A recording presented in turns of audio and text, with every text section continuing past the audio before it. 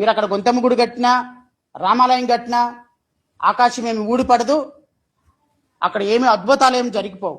Okay, కొట్టారు, మా ఇష్టానికి వ్యతిరేకంగా మా అభిష్టానికి వ్యతిరేకంగా గొంతెమ్మ గుడి కాకుండా రామాలయం కట్టారు అని 4 రోజుల పాటు ప్రజలు అక్కడ బాధపడతారు, కామ్గా ఉంటారు. కానీ రాష్ట్ర వ్యాప్తంగా మీరు జీసస్ క్రైస్ట్ మీద పాస్ చేసిన కామెంట్స్ ఉన్నాయి చూశారు.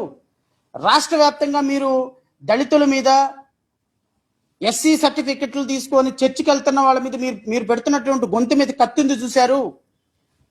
దళిత క్రైస్తవుల్ని విలన్లుగా, దళిత క్రైస్తవుల్ని దుర్మార్గులుగా, దళిత క్రైస్తవుల్ని దోషులుగా మీరు చిత్రీకరిస్తున్న విధానం ఉంది చూశారు.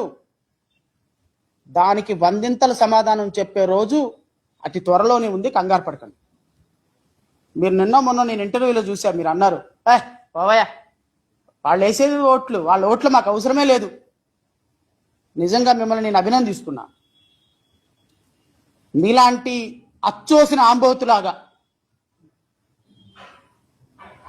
మిమ్మల్ని ఇంత అద్భుతమైనటువంటి కామెంట్స్ పాస్ చేయడానికి కారణమైనటువంటి కూటమి నాయకులను కూడా నేను అభినందిస్తున్నా. ఎందుకంటే 164 మంది ప్రయాణం చేస్తున్నటువంటి ఒక పడవకి సాఫీగా వెళ్తుంది నదిలో పడవ. ఒక పెద్ద గుణపం తీసుకొని మధ్యలో కూర్చున్నటువంటి మీరు తవ్వటం మొదలుపెట్టారు. ఎక్కడ తవ్వుతున్నారు? పడవలో కూర్చొని తవ్వటం మొదలుపెట్టారు. పడవ ఎక్కడుంది? నది మీద ఉంది. తవ్వితే ఏమైద్ది?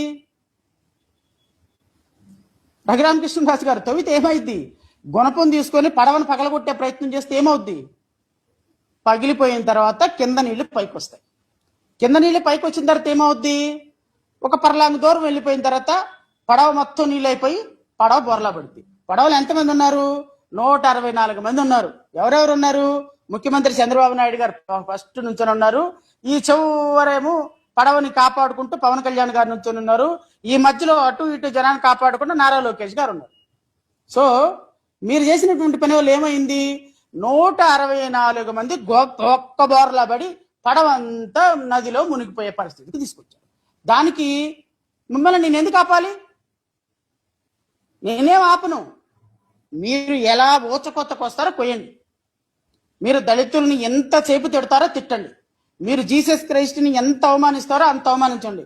ఎందుకు అంటే మీరు కొట్టే ప్రతి దెబ్బ మీరు కూర్చున్నటువంటి పడవలో నీళ్లు తెచ్చుకోవడానికి మీరు పెడుతున్న పెద్ద బొక్క అని మీకు అర్థమయ్యే రోజుకి పడవ మునిగిపోతుంది. 4 సెంట్లకు సంబంధించిన రామాలయం ఇష్యూ కాదు ఇక్కడ. రఘురామకృష్ణరాజు గారు, మీరు చేస్తున్నటువంటి కామెంట్స్ ఒక గౌరవప్రదమైన వృత్తిలో ఉండి మీరు మాట్లాడుతున్నటువంటి మాటలు, ఐ డోంట్ నో మీకు ఏ విధంగా మరి కూటమి ప్రభుత్వం ఆ మీడియా సపోర్ట్ ఇస్తుందో నాకు తెలియదు, ఏ విధంగా కలెక్టర్లు సపోర్ట్ ఇస్తున్నారో నాకు తెలియదు, ఏ విధంగా మున్సిపల్ కమిషనర్ సపోర్ట్ ఇస్తున్నారో నాకు తెలియదు, ఏ విధంగా ఆక్విడ్కి సంబంధించినటువంటి ఆ 19 మంది కౌన్సిలర్ సపోర్ట్ ఇచ్చారో నాకు తెలియదు.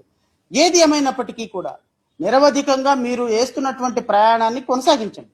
మేము గొంతేనమ్మ గుడి కావాలి అని మేము చేస్తున్నటువంటి పోరాటంలో మేము కూడా పోరాటం చేస్తూ ఉంటాం. మేము కూడా దళిత బిడ్డల తరపున పోరాటం చేస్తుంటాం. నేనేమి అక్కడ చర్చి కట్టమని పోరాటం చేయటం లేదు. For your kind information Raghurama Krishna Raju garu, అక్కడ నా పోరాటం లోకల్ ప్రజల అభిమతానికి అనుగుణంగా, లోకల్ ప్రజలు కోరుకుంటున్న దానికి అనుగుణంగా, అక్కడ ప్రజల అభిమతం ప్రకారం గొంతేనమ్మ గుడి కట్టాలి అనేది నా అభిమతం. కొంత పార్ట్ పబ్లిక్ ఓపెన్ స్పేస్ గా ఉంది, రచ్చబండగా ఉంది. ఆ రచ్చబండ కార్యక్రమం, రచ్చబండ ఓపెన్ స్పేస్ అనేది పబ్లిక్ కోసం సంబంధించింది కాబట్టి అక్కడ ఏ విధమైనటువంటి